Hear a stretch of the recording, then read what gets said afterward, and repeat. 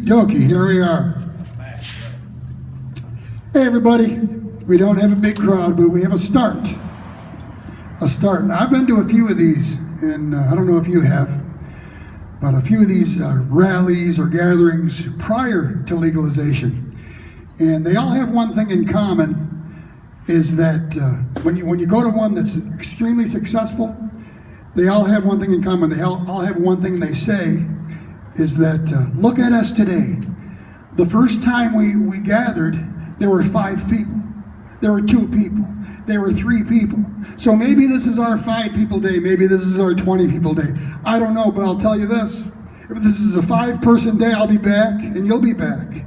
Next time it'll be 10 people. Next time it'll be 25 people, 150 people. Today in Northampton, Massachusetts, Extravaganza is one of the longest running civil disobedience gatherings for cannabis supporters, legalization supporters. They cut the tickets off at 2,000 today. Extravaganza started with 5 kids on the steps of a scholastic building at UMass smoking a joint in public in protest. That's how it starts. This is how it starts. If you want your freedom, if you want your rights, this is where it starts. So here's what I need to say to you today, and even though there aren't that many of us so far, call your friends, tell your friends. Some people are recording this. Great. Spread the word. So can you believe this? Think about it. Could we have done this 10 years ago? Could we have done this even last year, 2 or 3 years ago? I don't think so. See, whether you believe it or not, those of us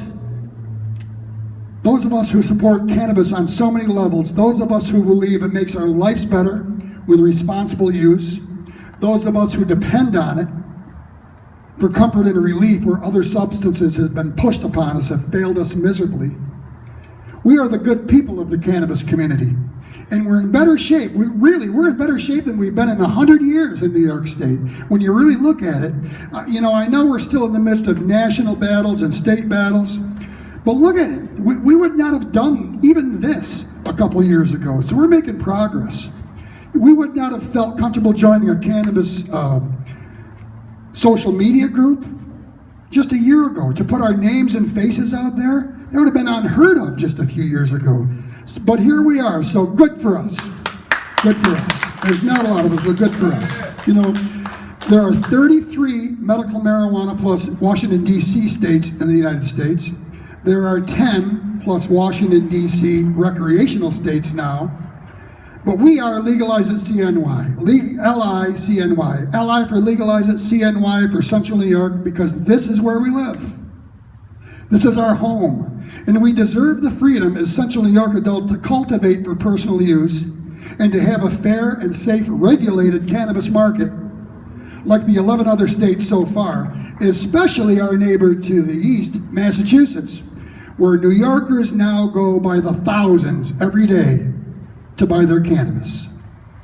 So what's the damn holdup in New York? What's going on in New York? I'm asked every day.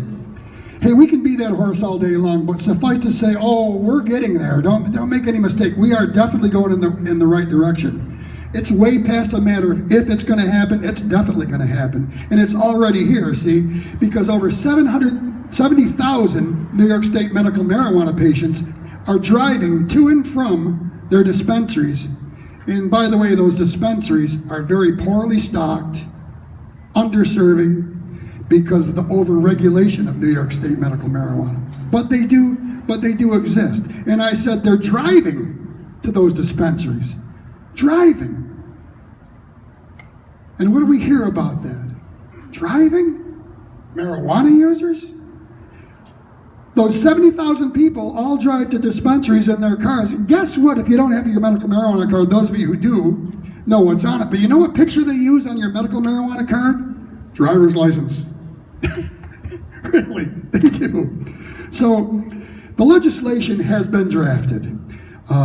It's been there in one form or another for about 5 years, and the party currently in the majority made it part of their party platform last election. So the votes are there, or they should be, right? So again, what's the damn holdup? I can tell you what it is. It's infighting. It's infighting within the majority party. The winning team is fighting among themselves. But their reasoning is sound because it's even admirable, because what they're fighting for is their constituents, their people. But with our continued pressure, with our presence here today, with our speaking out and showing our faces, they know they have to come to an agreement pretty soon. They know they have to come up with something they can all live with, because while they're infighting about how the tax money is going to be spent, their people and their communities are still being negatively affected. So the last thing anybody wants is for it to go on just like it is. You know, some people in the government will tell you, look, we're not arresting people for marijuana possession anymore. Really?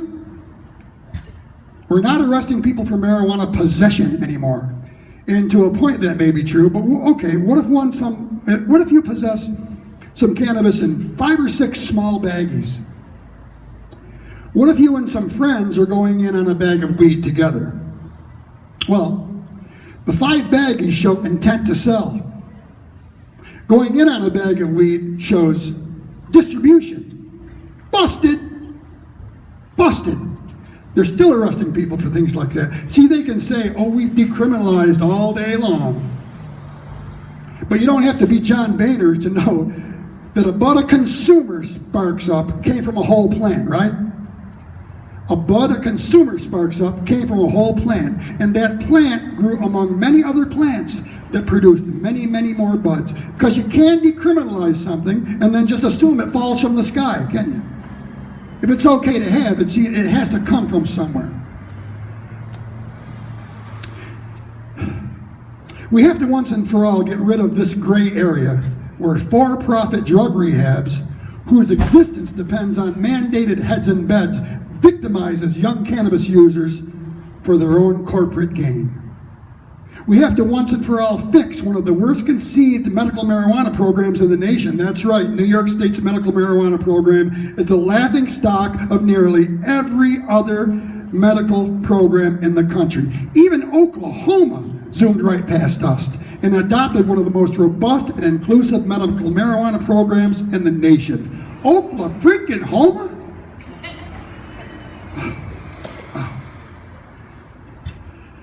But since ours is so underserving those who need it most, people in New York continue to needlessly suffer. They continue to take prescription meds that are tearing them apart because they don't have any other option. It's shameful. It's ridiculous. And so with these facts so glaringly clear, and with the promises that have been made and the votes that have been cast, I can't help believe that they will get it done. I mean, how can they not? So don't make any mistake about it. Once Albany flashes the green light, and they're going to, once they flash the green light, another little war will have to be battled again and again. At almost every county line, almost every city, almost every community will have to re-battle the same reefer madness things. We shouldn't have to, but that's how it's going to be, and we can know that going in.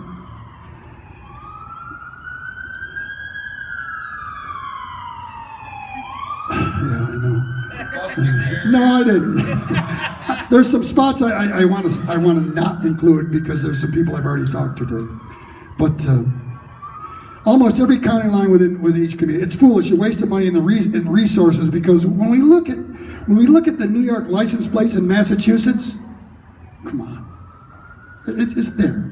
So when a county opts out, when we fight these wars at the city level or at the county level, and the law says the county can opt out, what can they opt out of?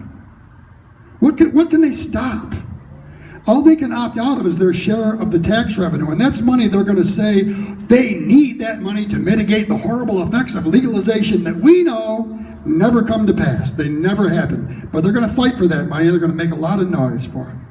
So we're going to have to show up again and again and again if that's how it's going to be, and we're going to have to do it like we've done today, and we're going to need to be heard like we're being heard today.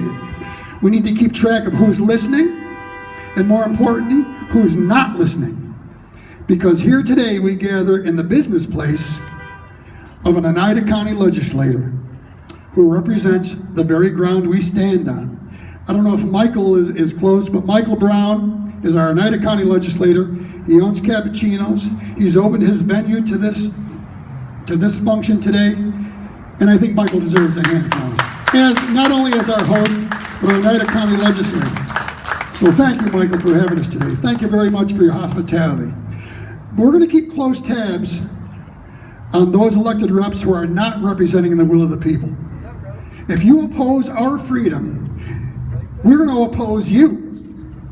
And we're going to remember.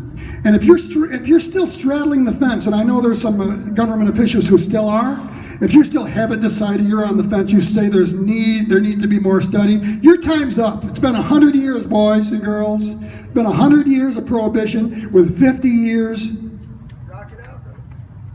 more of people being arrested in New York State. Your time's up. You didn't get to be a senator or a congressman or an assemblyman by straddling the fence and pretending you're asleep. It's time for you to wake up. Because like I said, we're in the best position we've been in nearly 100 years, and we're not backing down. Enough with the greed, free the weed. Thanks, guys. All right. The psychometrics are here this afternoon. I don't know which one's the psycho or which one's the metric, but they're both here, and we're going to make some music for you, and we've got some more things going on. Look at those little sheets we gave you. We're going to try to get all the things that we planned on done, and if we don't, we'll be here to do it again. But hang out, have some food, and enjoy the music. We'll be right back with you.